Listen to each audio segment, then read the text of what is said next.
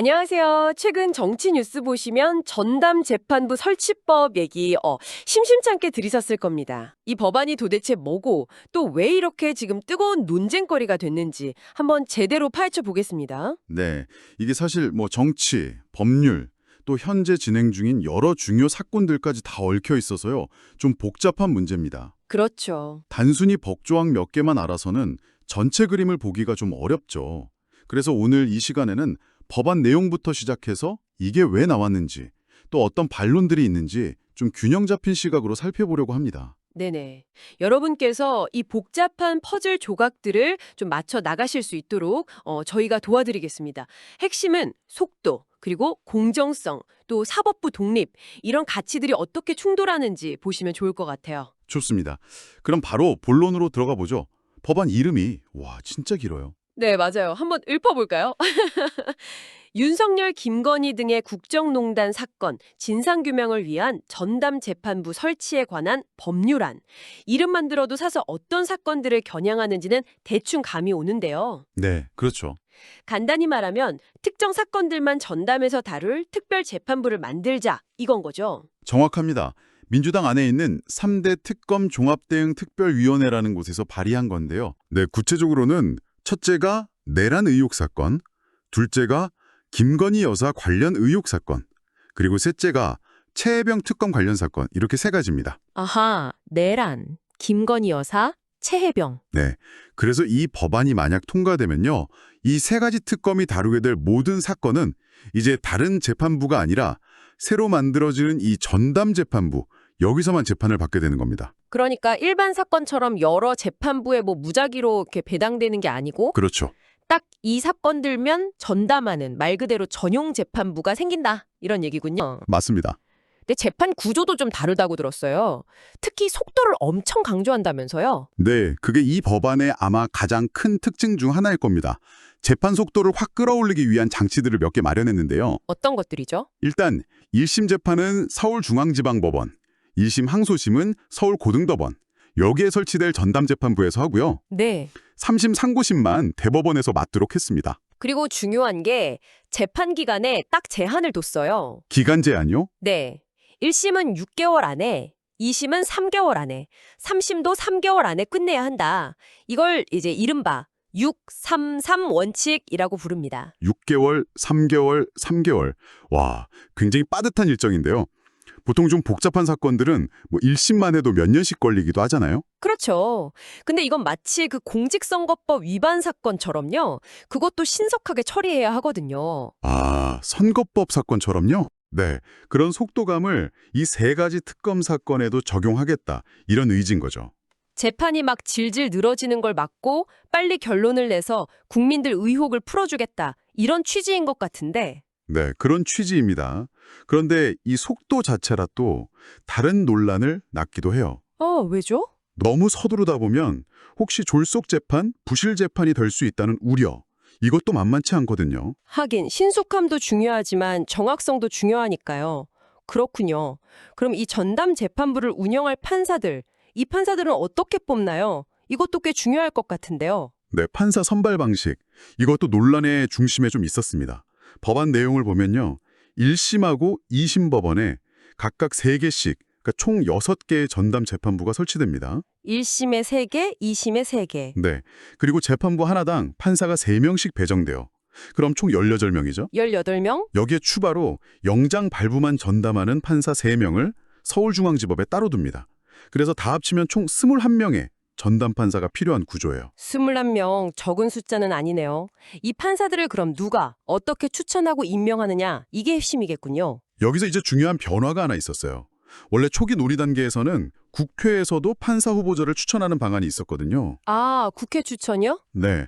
그런데 최종 법안에서는 이 국회 추천 몫이 싹 빠졌습니다. 왜 빠졌죠? 대신에 판사들의 대표기구인 판사회, 그리고 대한변호사협회, 변협이라고 하죠. 여기서 각각 4명씩 추천하고요. 법무부가 1명을 추천하면 대법원장이 이 후보들 중에서 위촉하는 방식입니다. 국회 추천은 완전히 빠졌군요. 이유가 있을 텐데요. 네, 그게 바로 삼권 분립 위반 논란을 좀 피하려고 한 겁니다. 아, 삼권 분립? 네, 여기서 이 삼권 분립이라는 중요한 원칙을 잠깐 짚고 넘어가야 하는데요. 이게 뭐냐면 쉽게 말해서 국가 권력을 입법부, 국회, 행정부, 정부, 사법부, 법원 이 세 군데가 나눠 갖고 서로 견제하고 균형을 이루라. 이게 우리 헌법의 아주 큰 원칙이거든요. 네, 그렇죠. 권력 분립. 그런데 입법부인 국회가 특정 재판을 담당할 판사 추천에 직접 관여를 한다. 이러면 이제 사법부의 독립성을 침해하고 이 삼권 분립 원칙에 어긋날 수 있다. 이런 비판이 강하게 제기됐었어요. 아하. 입법부가 사법부의 판사 인선에 관여하는 건 문제가 될 수 있다. 그렇죠. 그래서 민주당 측 전현희 최고위원도 이런 위헌 소지를 없애기 위해서 국회 추천 목숨 뺐다. 이렇게 설명을 했습니다. 그렇군요. 위헌 논란을 의식해서 국회 추천은 뺐지만 여전히 논란의 소지는 좀 남아있는 것 같고요. 자, 그럼 다음으로 넘어가서요. 민주당은 왜 이렇게까지 하면서 전담재판부 설치를 추진하는 걸까요? 아까 신속한 재판 말씀하셨는데 그거 말고 또 다른 이유가 있나요? 네, 물론 신속한 재판이 가장 큰 이유이긴 합니다. 그 특위 소속인 김병주 최고위원 같은 경우는요. 현재 진행 중인 관련 재판을 보면서 침대 축구 아니냐 이런 비유까지 했어요. 침대 축구요? 시간을 끈다는 건가요? 네, 일부러 시간을 질질 끌면서 재판을 지연시킨다 이런 의미죠. 그래서 이 3대 특검 사건만큼은 전담재판부를 통해서 아주 빠르게 진실을 규명하고 이 국민적인 의혹을 해소해야 한다. 이런 어떤 절박함 같은 게 깔려 있다고 볼 수 있습니다. 기존 사법 시스템의 재판 지연에 대한 불신이 상당히 깊다 이렇게 볼 수도 있겠네요? 네, 그런 방증이기도 하고요. 근데 법안 내용을 보니까 단순히 속도만 높이는 게 아니라 재판의 투명성을 높인다거나 아니면 특정 범죄에 대한 처벌을 강화하는 그런 내용도 있다면서요. 이 부분도 좀 흥미로운데요? 그렇습니다. 그냥 속도만 내자는 게 아니라 몇 가지 주목할 만한 조항들이 더 들어갔어요. 어떤 것들이죠? 첫째는 판결의 투명성 강화입니다. 판결문에 보면 보통 최종 결론만 나오잖아요. 네. 근데 이 법안에서는 판사 전원의 개별 의견을 구체적으로 다 쓰도록 의무화했어요. 그러니까 누가 어떤 의견을 냈는지 명확히 알 수 있게 하자 이겁니다. 아, 판사 개개인의 의견을 다 공개한다고요? 네. 그리고 둘째는 재판 중계 의무화입니다. 원칙적으로 재판 과정을 방송 등을 통해서 중계하도록 했어요. 재판 중계까지요? 네. 물론 국가안보에 아주 심각한 위협이 되고 피고인이랑 검사 모두 동의하는 아주 예외적인 경우에는 비공개할 수도 있지만 기본적으로는 공개 재판을 통해서 투명성을 높이겠다. 이런 취지입니다. 판사 개별 의견 공개에 재판 중계 의무화. 와, 이거 상당히 파격적인데요. 재판 투명성을 높이려는 의도는 알겠는데 이것도 판사들한테는 좀 부담이 될 수도 있겠어요. 그렇죠. 아무래도 부담이 될 수 있죠. 또 다른 조항은 뭔가요? 처벌 강화와 관련된 조항도 있습니다. 특히 내란죄나 외환죄 같은 아주 중대한 범죄 있잖아요. 네네. 이런 죄에 대해서는 판사가 여러 사정을 봐줘서 형량을 깎아주는 걸 정상참작 감경이라고 하는데 이걸 아예 못하도록 막았습니다. 정상 참작 감경을 불가능하게 한다. 네. 그리고 더 나아가서 이런 죄로 유죄가 확정되면 대통령의 사면이나 감형, 복권 대상에서도 아예 제외하도록 했습니다. 잠깐만요. 사면권은 제가 알기로 헌법에 명시된 대통령의 고유 권한 아닌가요? 맞습니다. 근데 법률로 이걸 제한하는 게 가능한가요? 이건 또 다른 위헌 논란을 부를 것 같은데요. 정확히 그 지점을 짚으셨네요. 당연히 이 부분 위헌 논란이 아주 거셉니다. 그렇죠. 대통령의 고유 권한인 사면권을 어떻게 법률 따위로 제한하냐? 이건 헌법 위반이다. 이런 비판이죠. 네. 그런데 여기에 대해서 민주당 전현희 최고위원은 이렇게 반박을 합니다. 대통령의 사면권 자체를 없애거나 본질적으로 침해하는 게 아니다. 그게 아니고요. 네, 그게 아니라 어떤 사람이 사면 대상이 될 수 있는지, 그러니까 사면받을 자격 자체를 법률로 규정하는 것은 가능하다. 이건 헌법에 어긋나지 않는다. 이런 논리입니다. 그 사면권 행사는 인정하는데 그 사면 대상자의 범위를 법률로 미리 좀 정해두는 건 괜찮다 이런 해석이군요.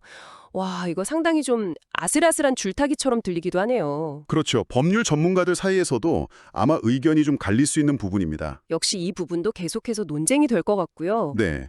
결국 이 법안은 속도, 투명성, 처벌 강화 이런 목표를 위해서 기존의 법 원칙이나 관행에 상당히 큰 변화를 요구하고 있는 셈이고요.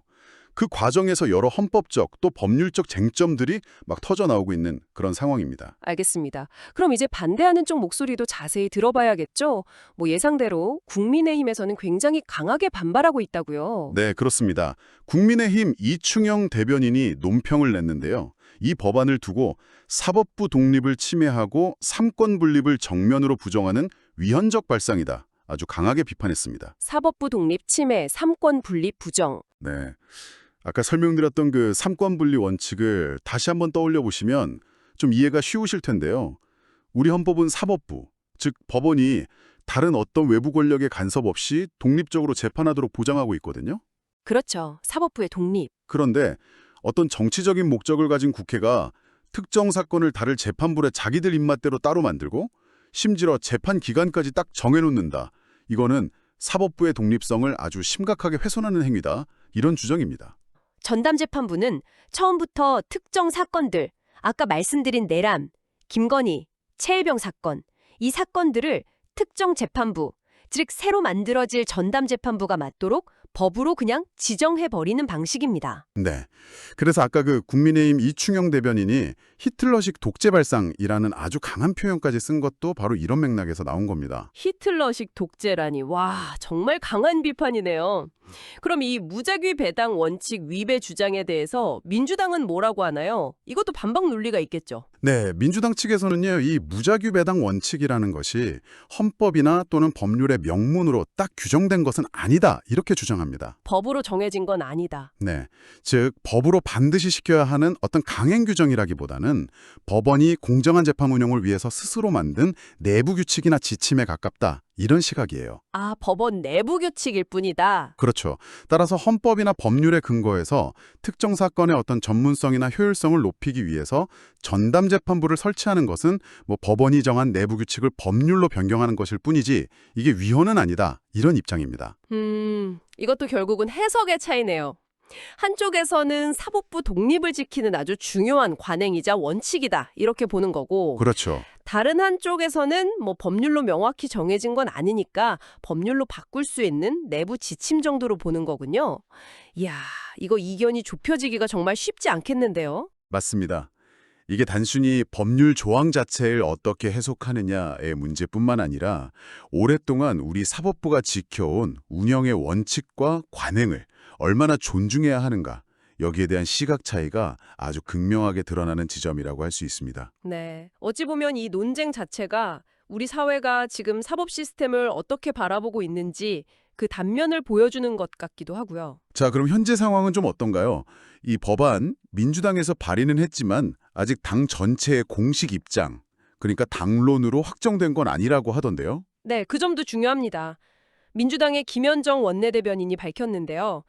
이 법안은 어디까지나 아까 말씀드린 3대 특검 종합대응특별위원회, 이 특위 차원에서 제출된 것이지 당 지도부와 다 논의를 거쳐서 확정된 당론은 아니다. 이렇게 선을 그었습니다. 아, 아직은 특위 차원의 법안이다. 네, 이게 뭘 의미하냐면 당내에서도 이 법안의 내용이나 혹은 추진 방식에 대해서 다양한 의견이 있을 수 있다. 혹은 뭐 법안이 가져올 정치적 파장 같은 걸 고려해서 좀 신중하게 접근하려는 태도일 수 있다. 이렇게 해석해 볼 수 있습니다. 당내에서도 아직 조율 중이거나 뭐 이견이 있을 수 있다. 이런 거군요. 네.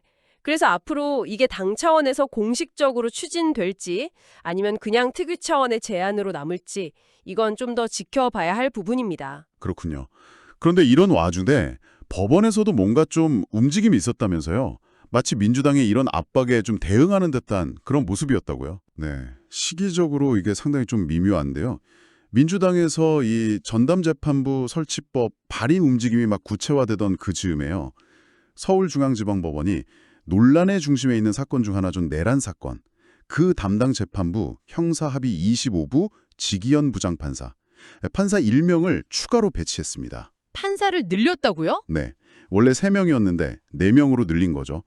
법원 측에서는 뭐 3대 특검 관련 사건들이 워낙 중요하고 복잡하니까 신속하고 공정한 재판을 위해서 내린 조치다. 이렇게 설명을 했어요. 법원이 스스로 재판부 인력을 보강해서 봐라 우리도 신속하게 잘할 수 있다. 뭐 이런 걸 좀 보여주려는 의도였을까요? 그렇게 해석될 여지가 충분히 있죠. 일종의 자구책으로 볼 수도 있고요. 그럼 민주당 반응은 어땠나요? 아, 이제 법원이 좀 제대로 하려나 보다 하고 좀 누그러졌나요? 전혀 그렇지 않았습니다. 아, 아니었어요? 네. 오히려 민주당 특위 소속인 장경태 의원은요. 법원의 이런 조치를 두고 사후 약방문이다. 이렇게 꼬집었습니다. 사후 약방문. 이미 늦었다는 건가요? 네. 진작할 수 있었는데 왜 이제 와서 하느냐는 거죠. 그러면서 오히려 이것 봐라. 우리가 이렇게 압박하니까 그제야 움직이지 않느냐. 그러니까 전담재판부 설치가 더욱 필요하다. 약간 이런 식으로 해석을 하면서 법안 추진 의지를 더 강하게 내비쳤습니다. 오늘 저희의 심층 분석은 여기까지입니다. 함께해 주셔서 감사합니다. 감사합니다.